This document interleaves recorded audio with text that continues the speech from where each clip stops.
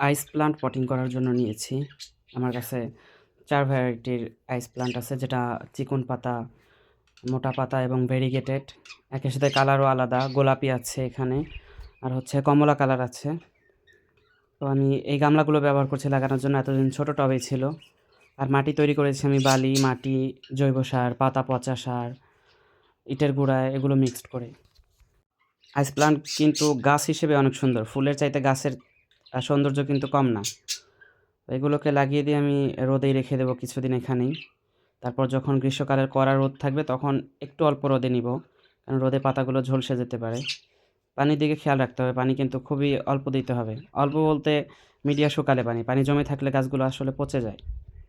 তো আমার সবগুলো গাছ প্রায় লাগানো শেষ, ক্যামেরার আপডালে আমি লাগিয়ে ফেলেছি।